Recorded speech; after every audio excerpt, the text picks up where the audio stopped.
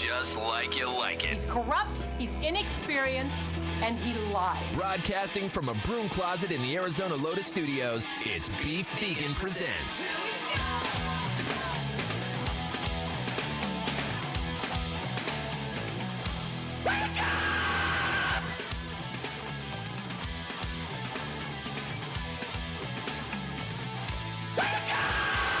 Yo, welcome back to the show. It's Beef Vegan Presents live from Rock 102.1 KFMA, streaming worldwide at KFMA.com on this beautiful Thursday, February 27th. Good morning, Emil. Yo, man. And good morning, Tucson. Whoop, whoop. Oh, yes, it's a whoop, whoop kind of day as we are lined up for a fantastic show all through the morning.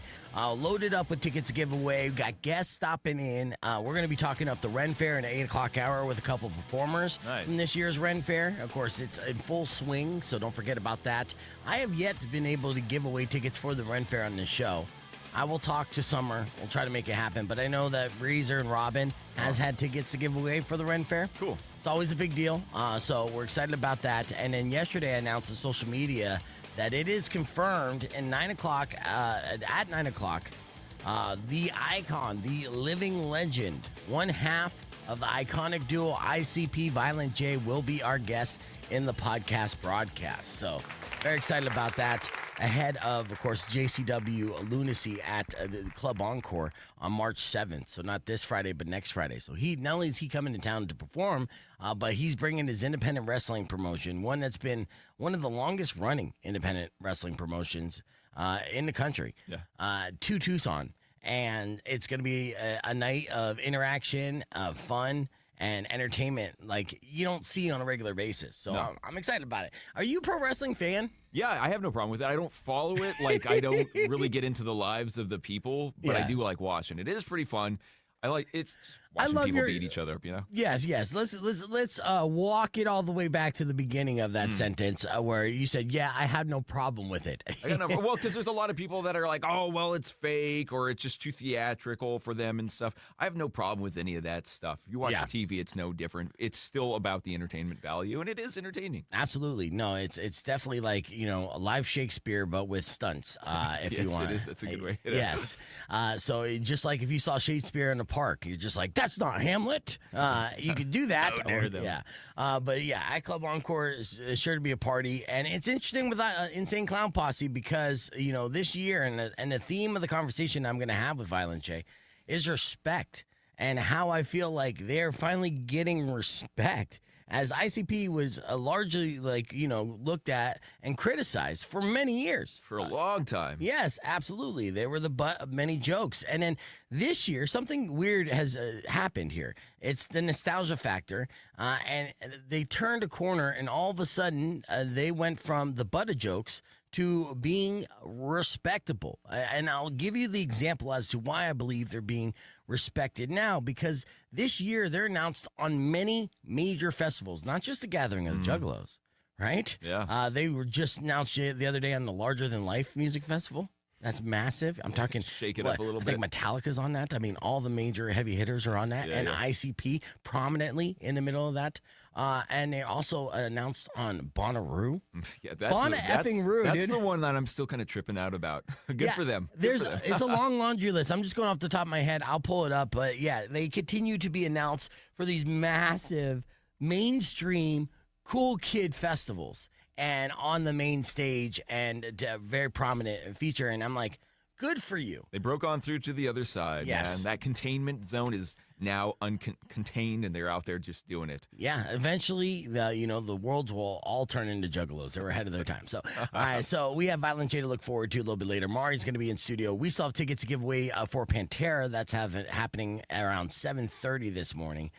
And tickets for your Tucson Roadrunners as well, and a World Baseball Classic. So that's all the listener bait. The top story today is a sad one. Legendary actor Gene Hackman has passed away at the age of 95. Now, right off the bat, if you're looking at the top of that headline, you're like, okay, natural causes. Dude is 95 years old. What a legacy. What a hell of a run. Seriously. But there is a little bit of more tragedy wrapped around this story and a mystery, as he was not alone in passing away. They also found his 64-year-old wife and their dog passed away as well at their New Mexico compound. Now, the details are still slowly coming out in this scenario, but investigators do not suspect foul play.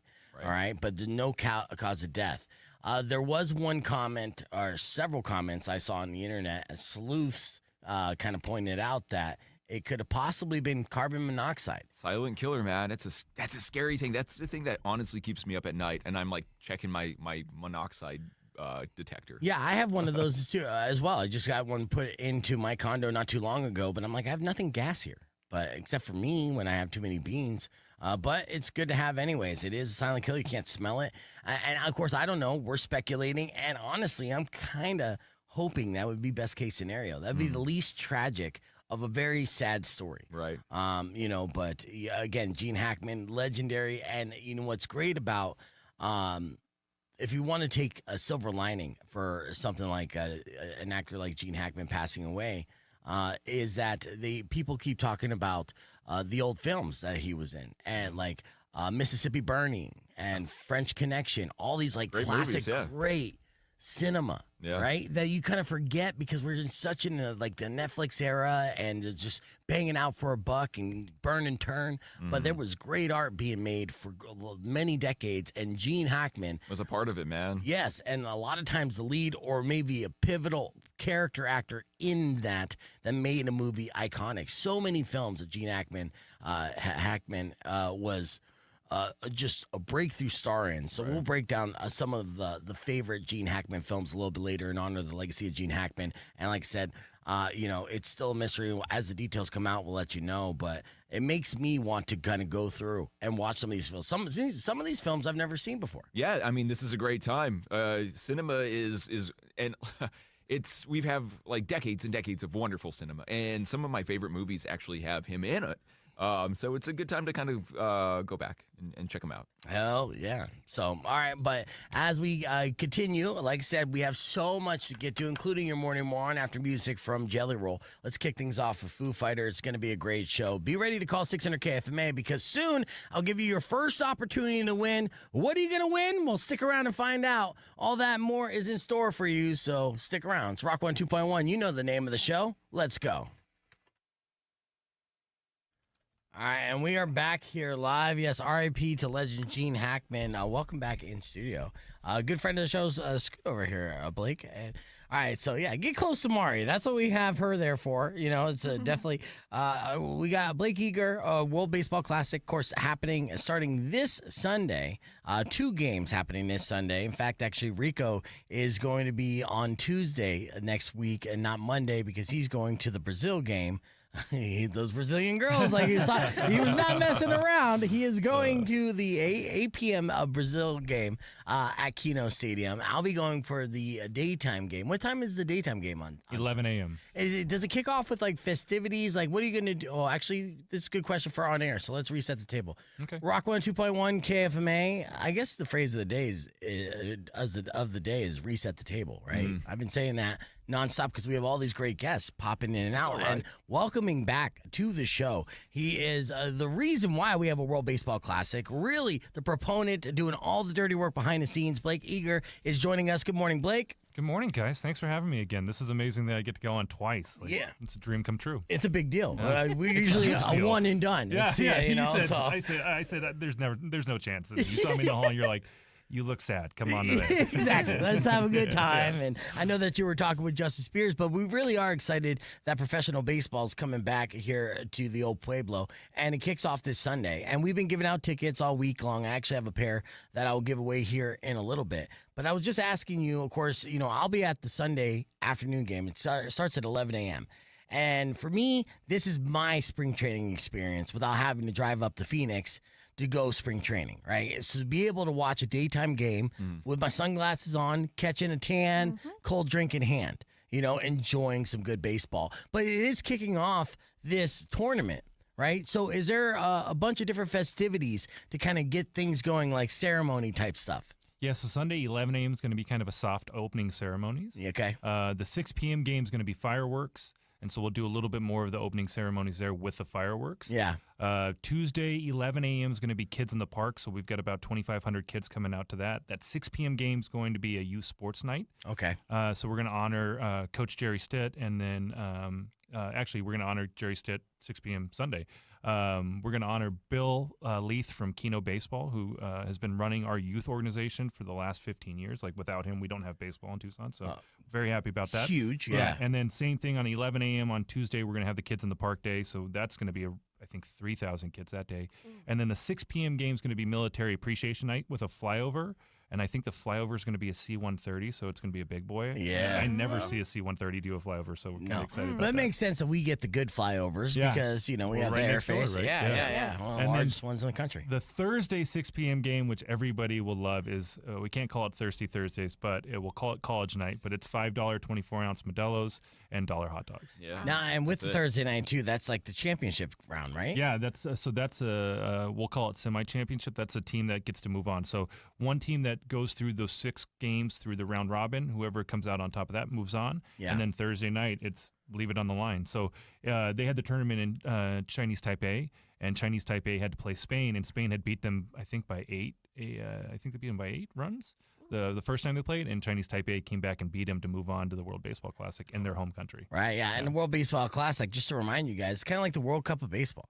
Exactly. Yeah, so we're, all these teams are bringing their best representatives, both professional from today and in the past, to represent their country on a global stage. And it's something that they take a lot of pride in, especially, all over the world. There are some countries that are super passionate about baseball, about America's pastime, even more so than this country sometimes it seems like that way. That's a good way to put it. Yeah, and so, this is, they put it all out there. And so you're going to see some very competitive, high performance baseball going on in this tournament setting.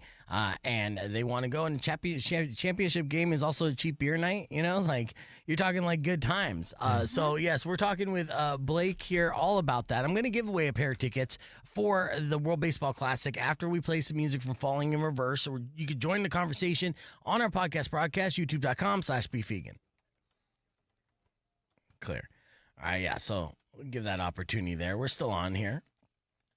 Yeah, so the big championship game, more fireworks, flyover, all the bells and whistles to kind of wrap things up. And this is a big one. This entire first run, do you feel like the pressure that a lot runs on it, like it has to be a success to continue this in the future?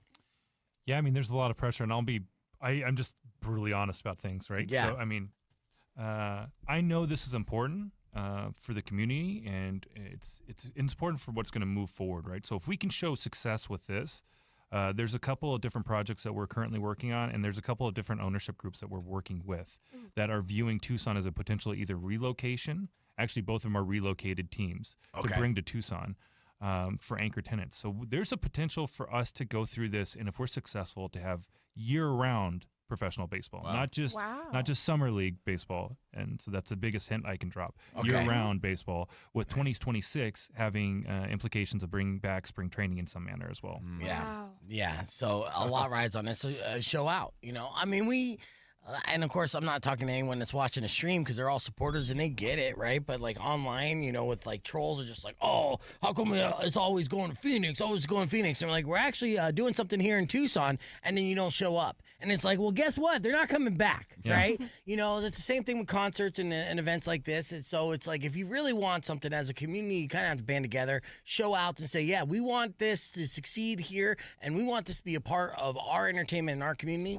So when it does come, we're going to come out, we're going to have a good time, we're going to show you why it deserves to be here.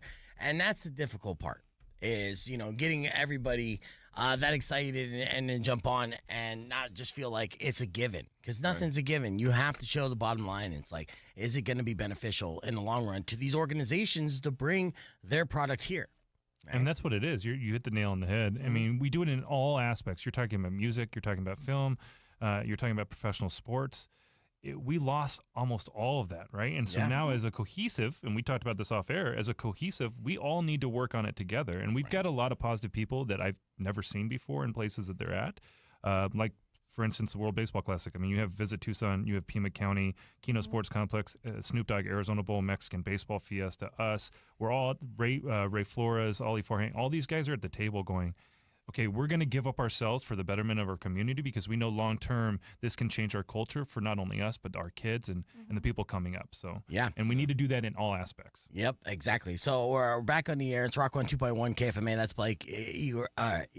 Right? Yeah, you got it. Yeah.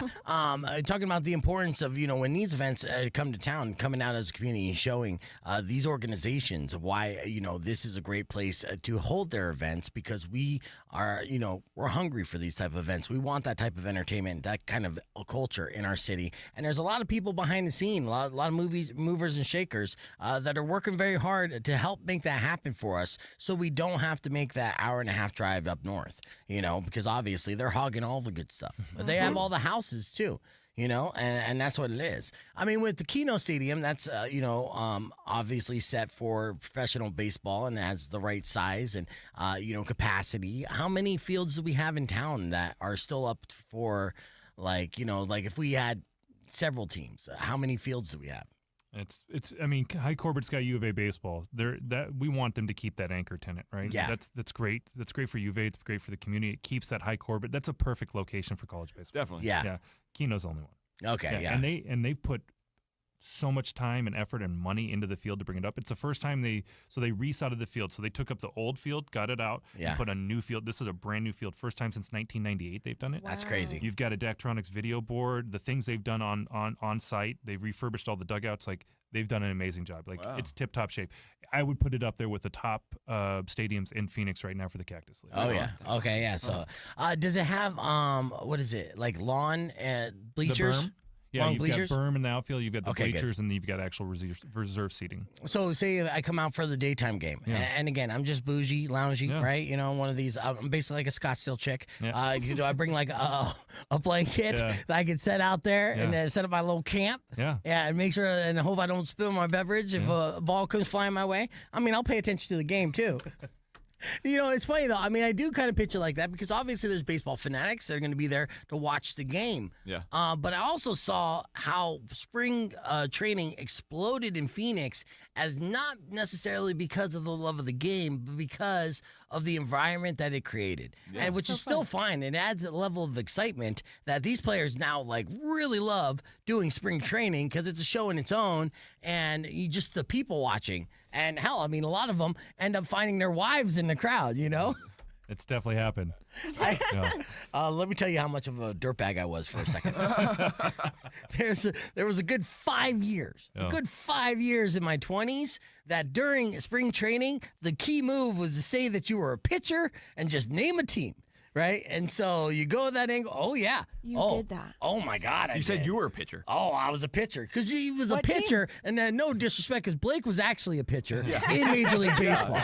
Right? But there was also like David Wells. There was also pitchers that weren't necessarily like sculpted beings, right? So you could pull off the pitcher thing. And so if you just said you were like, a pitcher or a lead pitcher, and then you were playing for like the A's. I mean, that was a good opening line. And certain bars, I was bars in the Glendale, Peoria area. Because if you didn't say that you were affiliated with the team, you had no shot for about 4 weeks during that time in the bar scene. It's tough. And technically, you're not lying if you played for Pee Wee League. I was Little League. You were a pitcher. I pitched for a little bit. I'm just not going to tell you when I pitched. Yeah. I can tell them I'm retired or not. You just say what the pitcher first base. I mean, that sounds impressive, right? Yeah. But the culture, it was always something to look forward to. Is getting a group of friends together, going out, having that game there, enjoying the beautiful Arizona weather in February. And March. So that's what this is too, but also with a lot more on the line. So you're not getting the B and the C list lineups. You're getting the best of the best to represent their country with the hopes of moving on to represent their country in basically the Baseball World Cup. So with that said, let's give away a pair of tickets. Give me a random number there, Blake. 33. All right, caller number 33, 600 KFMA, 600-5362. I feel like we covered a lot, but is there anything else that our listeners need to know before they prepare to enjoy themselves all next week, starting this Sunday for the World Baseball Classic? Yeah, there's a couple things. First and foremost, Basic Beef, when he comes out, is going to love it, right? You'll throw your Uggs on. It'd be perfect. Yes, your shorts, all white that. heads, be great. Yes. So we've got the games 2 on Sunday, 2 on Monday, 2 on Tuesday, and then the 6 p.m. on Thursday.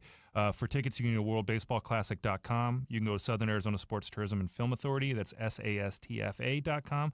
Or the box office is currently opening today, first time, at Keno Sports Complex. So you can head down, buy it at Keno Veterans Stadium, and you can actually see the changes that they've made for WBC. And I think they're going to be playing, I think Major League Baseball and WBC are playing some of the games right now on that Daktronics video board there. Yeah. And then the last thing is that we just got confirmation. I believe 3 games are going to be on Fox Sports, and 4 games are going to be on MLB Network. So we'll be able to show off our community and have a great time. And then Andre Agassi and Steffi Graf's kid is going to be here playing for Germany. He's going to be on SportsCenter tomorrow doing a piece on it. So. That's awesome. Yeah. So if you want to be on TV, national TV as well, then you go out and represent Tucson. And speaking of which, of the tickets, these tickets are for Thursday night's championship game. So that's the big one. Yeah. With the big closing ceremony, everything else, we're going to find out which team is going to go on to represent their country. Thursday night tickets up for grabs. Going to caller number 33 right now. Blake, always a pleasure, dude. And much love. I'll see you on Sunday. And, let's all show out together, Tucson. It's going to be a good time. Thanks, guys. Of course. Let's hit the reset. And good luck to caller number 33. We'll be back with more after music for Foo Fighters and Beck on Rock 102.1 KFMA. Awesome. All right, I'm going to play some... Early this morning, we did Morning More On. Let's find out who our winner is, and we'll wrap things up. Be back right after this.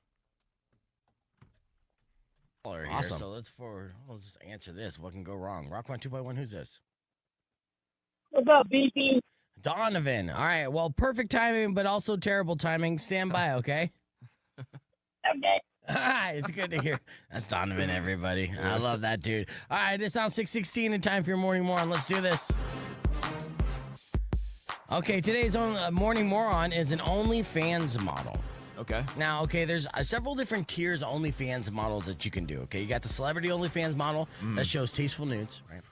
You have the smoking hot OnlyFans model who, you'll pay $20 just to see a little bit of areola. Yeah. Right? Yeah. You'll have the moderately hot, down to do whatever OnlyFans model that's a full-blown porn star, right? And then you'll have the, maybe not so hot, but we'll do weird stuff on the internet for money type of OnlyFans model. The refuge? Yeah. Let's talk about the last one. Sure, because I like those that's our scenario today, as there's a 23-year-old woman named Kelly Tedford. She was arrested after doing just something disgusting at a grocery store. Now, initially, they're like, she did something with the produce in a grocery store. Yeah. So, of course, I automatically think like cucumber, right? And you just like, okay, yeah, you got it on with the vegetable or fruit. Yeah. Yeah. How original. Exactly, right? Just hack at that point. You're a hack porn star. But no, actually, she did impress me with her creativity because she didn't do any of that. What she did was probably far more gross. She was arrested after she urinated on quinoa at a grocery store. Yeah. And then put it back. It was very... very intentional, but she didn't stop there. She reportedly soiled multiple products, including raw walnuts, organic coconut shreds, organic polenta, cornmeal, and 3 types of quinoa. Now, see, the good news for me in this story is if there's freaks out there and they're looking to soil food in a grocery store, they're only soiling like the healthy vegan stuff. So if I stick to my frozen pizza diet, I should be okay. Yeah, you're going to be all right in the long run if you just keep to that. Yeah. I think you'll be all right. I'm like, that's not American cheese. We're good. Now, she recorded herself doing it and then putting the items back on the shelf and then posted the footage on her OnlyFans page, which she only charges $6 a month for access. Now, she's done this many times, apparently, not just at this store. So she was a serial peer. All right, and she's been posting similar videos since 2021. So if they would have had just one perverted detective following her page, they would have been able to stop her at the beginning of this heinous crime spree. We need some of those on the police force. Yeah, which is why Perverted detective. why I say refund the police just so they could afford OnlyFans page, because they need to do the Lord's work and really study. Now, as I'm getting into all this story, Donovan, tell me, how turned on are you on a scale of 1 to 10? 9. 9. Yep, Okay. so that's fair. Well, I'm gonna get you to 10, so stand by, buddy. With that said, she did it many times, not just at that store. The co-op lost about $1,500 in merchandise and cleaning costs. And there's only probably there's probably additional charges and damages that are going to happen. She was charged with criminal mischief, which is a felony, could face additional charges, and the investigation is ongoing. Good. Throw the book at her. Yeah, dude. Ugh. It's terrorist-like stuff, right? Yeah, it's disgusting. The good thing about this is, like, I love when people do this and they put it on social media. They're so stupid Yes. that they bust themselves, and I'm so happy that it just kind of works out like that. Yeah, I mean, it would have been dumber if she just Look at those idiots. posted it on free on Instagram, but no, she was charging people. That's the face of someone who would pee on quinoa and charge people to see it. That's Kelly you'll see in the podcast broadcast. Now, some reports say that she was an employee at the co-op, but the store issued a statement saying, oh, no, we're not hiring that one. So, you know, that's how it goes. And with that, so Donovan, you subscribe to Kelly's page for how many years now? Probably 7 years. 7 years, yeah. Wow. And so the P content and stuff, was it worth the $6 a month, or were you like, nah, you know, I need to step it up a little bit for $6 a month? We need to step it up or what? Yeah, so you had to step it up, is what he's Okay. saying. Yeah, I get it, dude. You got to get your money's worth for sure. He sounds like a urine connoisseur. He is a connoisseur for sure. He's an expert of all things. But Kelly, on the other hand, for turning quinoa into pinois, I got to call her today's Morning Moron. You like that stupid pun, dude? It was really good, yeah. Thanks. Donovan, you called at the exact wrong time, and then I had to talk about this kinky chick, Kelly, peeing on stuff in a grocery store. That's disgusting, dude. He's all right with it. Hey, I didn't know you were going to talk about that shit. Yeah, well, I know. always have time to call you guys. Yeah, I know. Well, I mean, it's great to hear your voice, and yeah, you never know when we're going to talk about chicks peeing on stuff. So you always kind of have to, I mean, I guess it's a crapshoot. So, I mean, you wouldn't have known, you know, and sometimes you call in, we're not talking about chicks peeing on stuff. You know, sometimes. Just have it in the back of your head that we might, though. Yeah, I mean, it's not even a sometimes, actually. Yeah, I mean, Once a half the week. show is chicks peeing on stuff. And then the other half is, you know, family-friendly entertainment. Yeah. Educational stuff. I just got to say, That was Donovan this morning. Whoa, I thought you were showing Cleveland. David, I'm not trying to make you upset, man. I'm just trying to light a fire under people's asses to go out to these things. And I'm sorry if it seems like I'm just talking like I'm KUPD, which I don't get. But the point is, you know, like we had Incubus come out, and of course, you know, unfortunately they didn't sell out on that. And then the promoter hasn't booked another arena show at TCC since. And this kind of stuff it does take an army to get this big business here in town. And I'm just trying to sell tickets. So I wanted to add extra emphasis and extra urgency to not miss the event. And that's part of the salesman in me, right? But please don't take it personally or think that I'm, you know, playing favorites. You know, the way that I chose to sell these games is not to the baseball fan, right? That's what Justin Spears does in ESPN Radio, right? Baseball fans want to know about great baseball. I'm trying to sell it to the non-baseball fan, saying, hey, this will be a good time, a good hang, if you will. You know, like I'm trying to sell it to Mari. No, I'm convinced. I grew up going to them, and I love going to them. We had the picnic blanket. We'd lay out on the grass. Yeah, it we was had a our thing. peanuts. Yes, absolutely. Yeah, I mean, Welcome. yeah, it's an Arizona tradition. Unfortunately, it was an all Arizona tradition. And Blake is working really hard to try to get some of that back. So it's not impossible to get David left the stream. He's a Tucsonan, so he knows. Yeah. Well, David's trying to get some spring training games back either next season or some after. So when he said maybe some, there's a possibility of maybe like 8 spring training games coming back, like, next year or the year after from some of these teams. Yeah, from professional baseball at Keno. So they're working behind the scenes diligently on that. And, that's what kind of adds to the importance of the World Baseball Classic. You know what I mean? Oh, it would just be so cool to have that back. Yeah. And, go there and take my kids there. It's the best. It was the best for me as a kid growing up. Right. It's really exciting. Yeah, it's not about even just being super excited about the World Baseball Classic. It's super excited about the opportunity to get spring training games back to Tucson. Yes. So, and I'm glad you're glad baseball's coming back. So am I. But me, when I'm on the air, especially when it comes to promoting something like this, there is a lot on the line. I got to overhype it, dude. Overhype it like crazy. And that's just part of my job. And so, again, I'm sorry if that overhype looked like it was crossing the line and I was, trying to be like KPD. I personally don't like them personally. Yeah, they're kind of dicks, and I kind of got blacklisted because of their insecurities, but that's a whole nother story for another time. Courtney said, are you going to give out tickets for the JCW show, and are you going to try to get some of the wrestlers? And the answer, I got 2 answers, okay? I don't know about the tickets yet. I did mention that to my marketing manager that potentially we have an opportunity to give out tickets, and I think we will next week. Or get some kind of list. The wrestlers coming in studio, yes, actually. Next Friday, I think we are going to have some of these wrestlers in studio, and I'm super excited about that. Yes, I bet. And, of course, I got the ticker, which I can get off the screen now, that Violent J has rescheduled, unfortunately, for tomorrow morning. Very excited to talk with Jay, though. So, yes, that should happen right at 8 o'clock or 9 o'clock tomorrow. And then Herb Stratford. So it's going to be an odd podcast to say the least. And I'll give Herb a heads up too. Cause with Violent J, I'll probably only talk to him for about 20 minutes because, it's one of those things where it's, media tight schedule. He's got things to do. A megastar, guy's riding high. Right. But don't be surprised if he's vibing and wants to stay a little longer. And he also gets a little long-winded, which I've seen from previous interviews.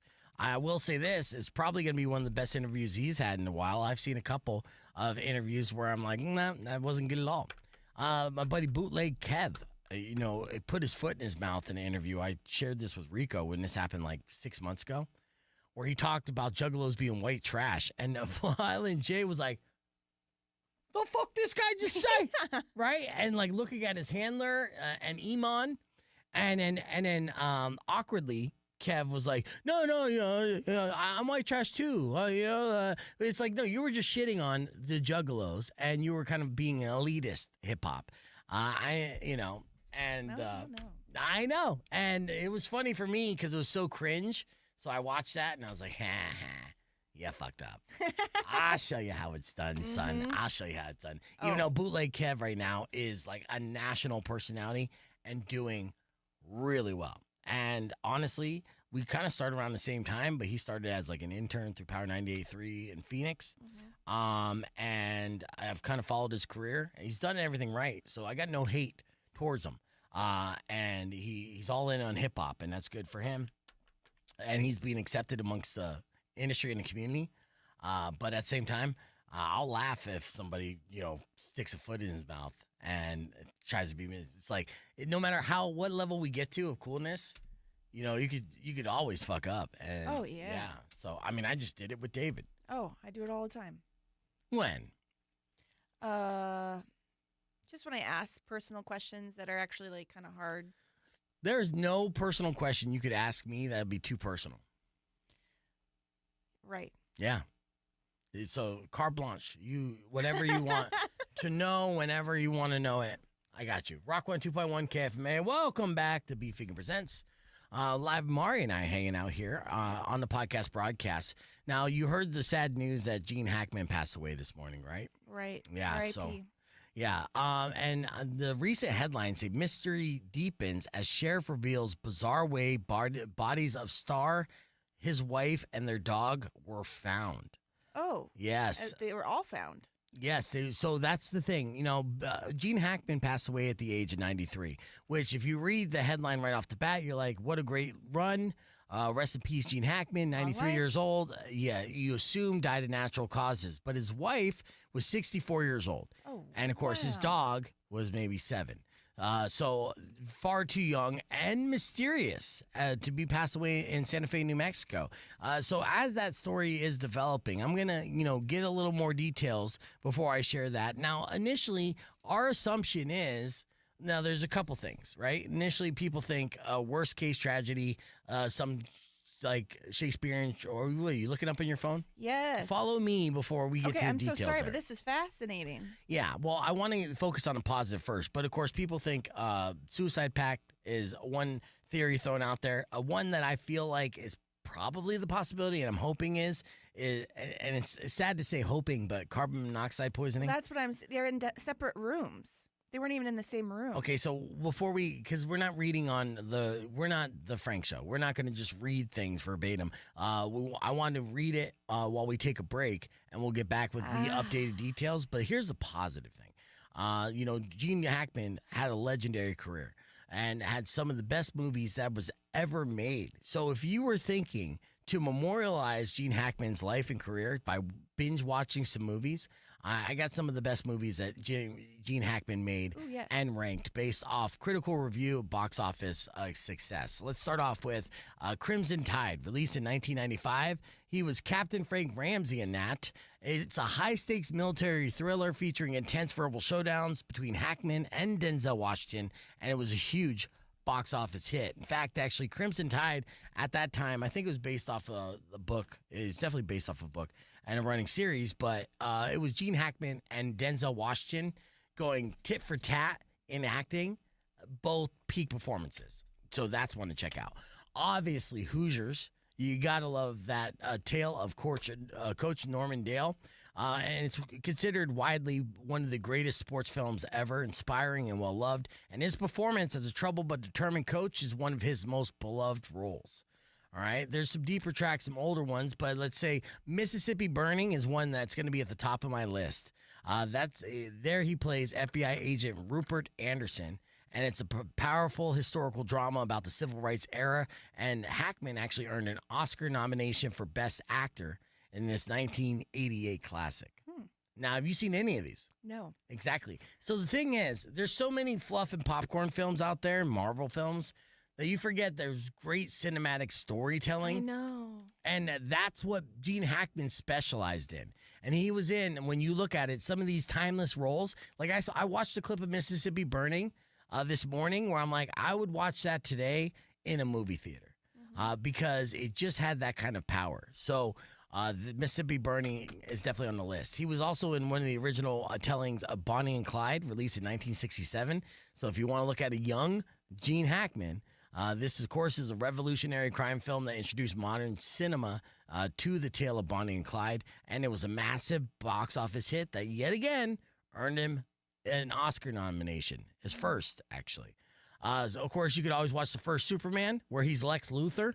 Oh. One of the highest-grossing films at all time at the time, and a landmark superhero movie. His charismatic and cunning Lex Luthor remains one of the best supervillains in film history, and for a long period of time, he was Lex Luthor to me.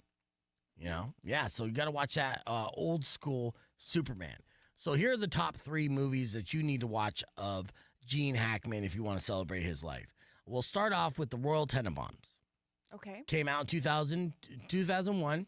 It's a cult classic. He delivered one of his most memorable performances in that film, and of course, it was widely acclaimed and a box office hit. Then, a film that has Tucson ties, Unforgiven.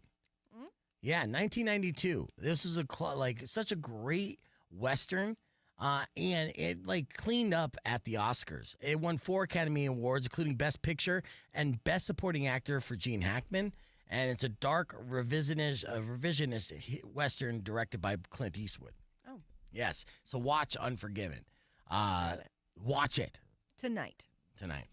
and the number one movie apparently that you want to watch. And a lot of people our age probably haven't because it came out in 1971, but it's a classic. It's called The French Connection. Yes. You watch this? No, that's just what Chef Gary Hickey and other people have said on the stream. Yes, as a Detective Jimmy Popeye Doyle, it won 5 Academy Awards, including Best Picture and Best Actor. It's a gritty, action-packed crime thriller with one of the greatest car chases in film history, and it's one of those car chases that has zero CGI, and it's just people risking their lives to capture an amazing car chase on film. But again, it was such a great film. It was widely considered as the best film of all time for many, many years, and cleaning up at the Oscars. And, of course, Gene Hackman had a bunch of Oscars to rack up in his legendary career. So it was massive. So those are some films to check out to memorialize Gene Hackman, if you will. Okay? Thank you. You're welcome. See, I want to be educational on that. With that said, though, a lot of story is developing. We're gonna get to the latest developments and share that with you after music from Rob Zombie, keeping the conversation moving on the podcast broadcast, youtube.com/BeFegan. All right, what have you guys heard so far of what's happening? No foul play. Yeah, so I still think it's carbon monoxide, but as we read that, I do want to share with you a conversation we had with some great people today. A father-son duo that are performing at the Renaissance Fair. Goddamn, they were super fun, too. They are so fun. And funny. And if you don't believe me, check this out. Stage, we were doing this little, F My Life bit on the... Hold on a second, Todd. Okay, I put together that list, and so I didn't read blurbs on movies. I actually put together, some time to piece together some of my favorites and why, and I went through box office critical reviews and combined them together to make that list. So that was a curated list, and it wasn't just reading blurbs.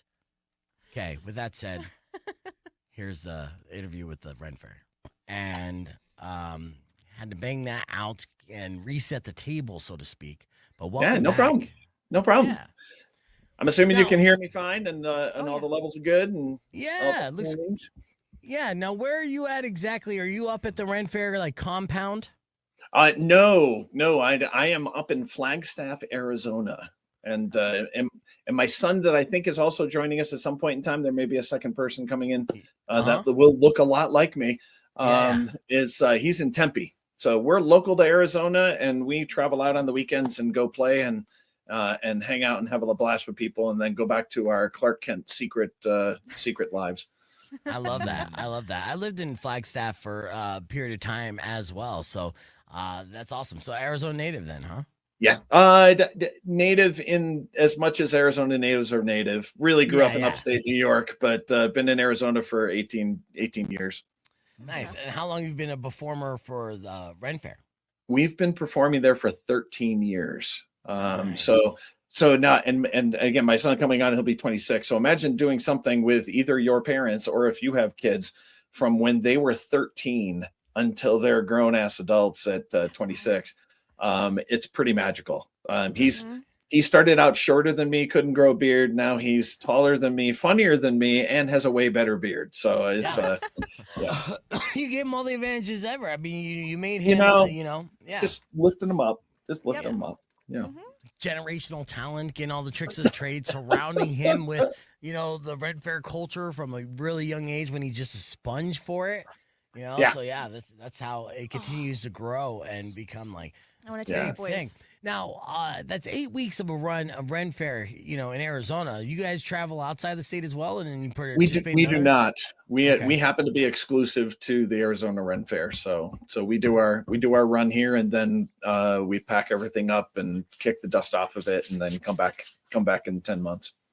Now, when you do the performances over the weekend, because you're coming down every weekend, then do you stay in an RV on the lot, or do you just Airbnb it, or? Yeah, we're kind of bougie when it comes to that. There are lots of people, and it sounds like you're well aware of the carnival atmosphere that the Ren Faire is, and the national acts and the artisans that travel from fair to fair, and they live in their campers, and that's their address, right? That's part of the appeal for me as Sounds a pretty carny fun, as to be well. honest. I mean, that is a life. That's straight freedom right there. Yeah. Well, there's freedom in the restriction of it, right? Because the lifestyle of being a Ren Faire performer and an artisan comes with a certain dollar figure that you can only make, right? So, so everybody really depends on each other. The community that Skylar and I, as I would say local cast, right? That's how we started 13 years ago, was just local cast auditioned. The world that we've walked into is so supportive of each other. So, if somebody's trailer has a problem, they rally. If somebody has an illness or a problem or a costume issue, they rally around each other. If there's shipments that need to get done and delivered and bounced from there here and there for the artisans, they rally. It's the best of humanity. There's always drama, there's always things, but honestly, it's a really phenomenal example of how people still can rally around each other and make a thing happen that probably wouldn't otherwise. So, and to answer your question, Skylar and I drive home every night, and we stay in Tempe and sleep in a bed. So you got the best of both worlds going on. A hot shower and then go stomp around in the dirt and then a hot shower.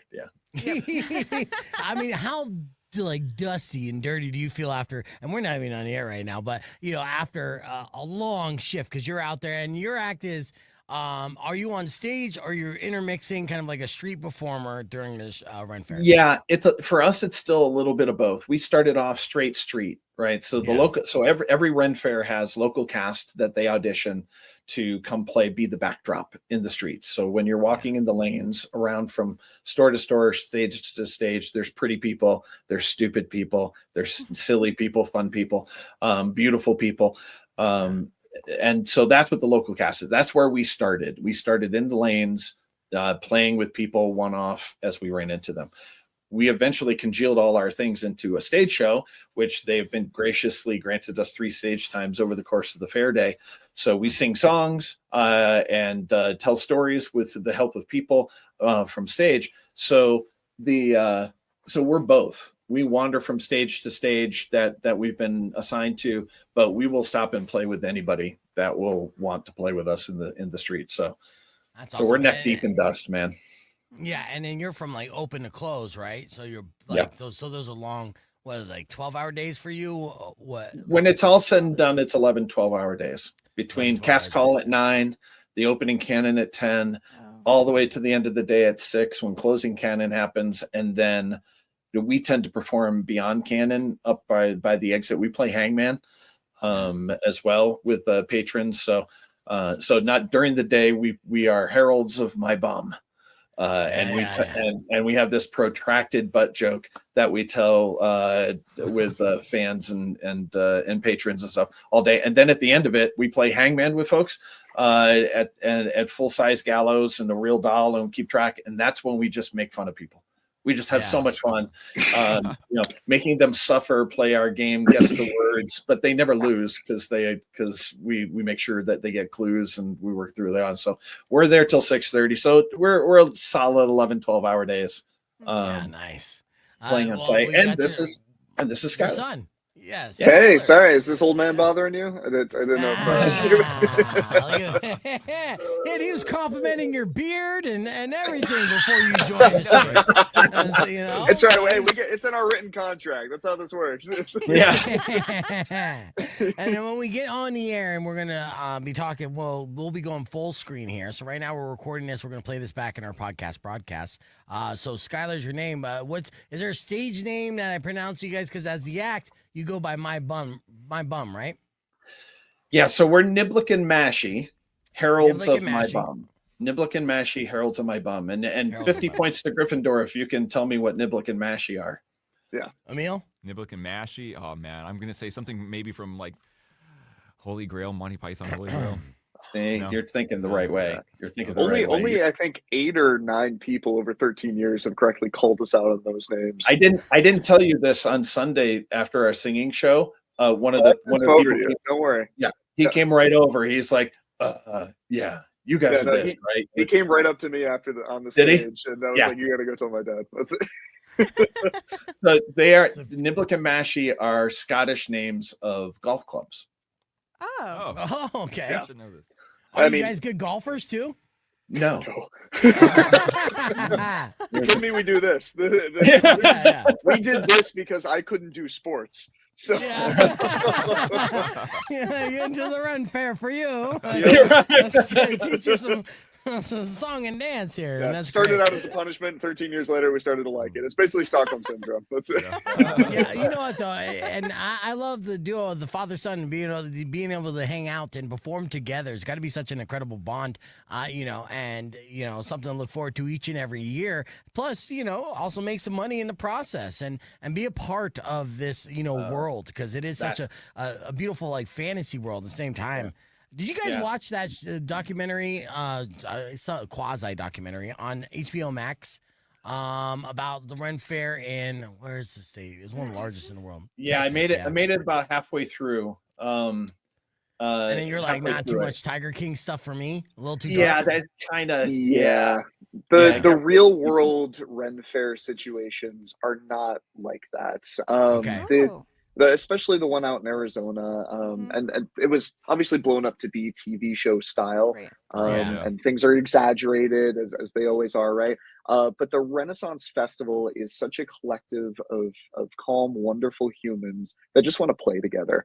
I always describe it as a church family, but it includes everything. So all walks of life, everywhere from people who've been doing it for 30 years to a bunch of introverts that just want their chance to spend some time with other people. It's all walks of life. Everybody's so sweet, so lovely. That kind of drama really doesn't exist out there, just due to the professionality of it and how kind everybody is. Yeah, let's get on the air here. I'm going to reset the table. Rock 102.1 KFMA. Welcome back to Beef Vegan Presents. Joining us live via stream, very special guests. They go by Niblik and Mashie. I'm saying that right? Heralds of my bum. That was mostly close. You get the Niblik and Mashie. There it is. There we go. See, when you do the Renaissance Fair, if you really want to enjoy the Renaissance Fair, you got to go all in on the Ren Faire. Our first experience of the Ren Faire, we dressed up like kings, knights, or shouting out huzzah, having a great time. And and what's great about Niblik and Mashie, it's a father-son duo that both does stage performances and street performances throughout the Ren Faire, and have been doing so for how many years now? Over a decade, right? It's been 13 years. 13 years. Yes. Yeah, and Niblik is 26 now, so you brought him into the world of Ren Faire at 13 years old. Did you draw a beard on him at that? That's a cliffhanger question. We'll find out if he drew a beard right after these words. Rock 102.1 KFMA. Welcome back to Beef Vegan Presents. Of course, that was Nickelback with How You Remind Me.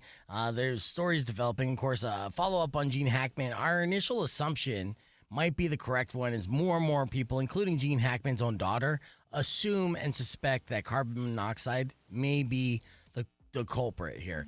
Of course, 1 of 3 Gene Hackman and his wife's dogs passed away as well. That dog was in a kennel. All right, so that should be the telltale sign that maybe it's carbon monoxide. Now, Mario's like, well, what about the other 2 dogs? Well, maybe they had doggy door access. I'm assuming they did, and they were able to get outside. But unfortunately, that 3rd dog, being inside a kennel, could not.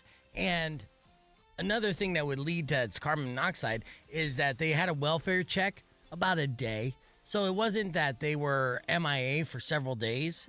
It's just that they didn't hear from anyone in a day. So you would assume that a dog could survive a day in a kennel, right? Not that you should leave a dog alone in a kennel for a day. All right, so that's where we're at right now. That's our internet sleuthing so far, and I'm sure the story is still developing, but still, a sad story nonetheless. Oh yeah, right. And then there's something else weird developing on the web. What did you come across on Reddit here, Mari? Okay, so there's a thing that's like every city has a guy they all know about. You can visit a friend, yada, yada, yada, and they'll tell you about this guy, right? So everybody was like listing things in Tucson or people in Tucson, like Bagman, Arthur, Gene, all these people, Broadway guy. And then I found this one comment that really stood out to me. And somebody said, that radio guy, vegan beef. Right. His backstory is creepy AF. My backstory, creepy AF. And then somebody said, "Wait, what's his backstory?" But we don't know yet, so TBD. Yeah. And obviously, I mean, I talk about my backstory, if you want to call it that, and I'm pretty proud of it. My backstory. Yeah, what's your backstory? Well, and how I even got into radio. I answered a Craigslist ad, started doing a show with D-Rock weekly on a nonprofit up in Phoenix, and nobody listened to, and then we ended up doing 6 to 8 a.m. for free on a station nobody listened to, and I would drive to Queen Creek from Glendale every morning, hour and 15 minutes one way. So it was 2.5 hours a round trip for a 2-hour radio show. Sometimes I'd go there and the internet wouldn't be working. We wouldn't do a show at all. And I did that for free for a good 8 months. Then D-Rock had life responsibilities, and I was able to move the show to my house. There I ended up hosting a radio show out of my living room for about 8 years for free, building up a station up there called KWSS, making a lot of friends along the way, meeting a lot of people, building the station from 0 listeners to over 100,000 people and growing. And today they're still very successful and thriving because of the efforts put in. And then after those 8 years of working for free every single day while working several different jobs and being a single dad, I got the opportunity with Schmonty. He believed in me and hired me and brought me down to Tucson, and we did a show for a while. And I guess that's the backstory. Creepy, I know. Yeah, super creepy. Yeah, I don't know what else it could be. One of the things, and I don't think even my GM even appreciates it, because I try to talk about content of character in positions of media, and I'm proud of the content of character that I have. Now, I know that sometimes I'm not awesome to date because I could get flaky, but I'm not abusive, right? And I'm proud of that. But I'm unlucky in love, and my taste doesn't necessarily always serve me well. And yeah, that's kind of like a fault. But besides that, everything else about my content and character, I stand by and I'm proud of. And knowing different people within this industry where I'm like, you're a scumbag of a person, and shouldn't be in this prominent position is my personal opinion. I'm glad that I could be proud of hey, this is who I am. Here's all my dirty secrets. I tell them every day. You do. Yes. You're an open book. I'm an open book because I am proud of who I am, faults and all, right? So that's an interesting statement. They didn't get the name right either. Vegan beef. Yeah, vegan beef. But please, I am curious as to see what the backstory may be. We'll see how it goes. And you guys can make up your own backstory. In fact, actually get crazy with it. Get wild and crazy. Just don't try to get me fired, all right? With that said, tomorrow morning, we're going to continue to, have a great show. We'll give away tickets for Pantera. We're going to have Tucson Foodie in studio because they got 2 big events happening this weekend, on top of giving away tickets for the World Baseball Classic and your Tucson Roadrunners. And then at 9 a.m., we will have Violent J from ICP on the podcast broadcast. He had to reschedule. They're apologetic about it. They're looking forward to the conversation, as am I. Oh, yeah. We're going to be talking about GCW Lunacy, which is coming to Encore next Friday. Oh, cool. Yes, so independent wrestling show at its finest, performance from Violent J, all that stuff and more. So if you're a fan of wrestling or ICP, then that's a don't miss show tomorrow morning at 9 a.m. And of course, Herb Stratford will be joining us as well. But till then, unfortunately, that's all the time that we have. So my beef tip to you is, if you get a story and a backstory, make it creepy. Like, I was born in a haunted house on a hill with only one tree. And that tree looked like it was flipping people off, because it was. Whoa. Thank you guys for listening. Drive safe, ride safe, and as always, rock local. Later. When you wish upon a sight. Creepy backstory. I know this is going to live in your head for a little bit. It was probably Todd. Todd. Was it? Todd? What backstory did you give us? We'll continue our conversation with the Ren Faire as well. That was fun. Keep an eye on our social media for clips. And thank you guys, as always. You're the best. And if I piss you off today, my apologies. We'll try again tomorrow.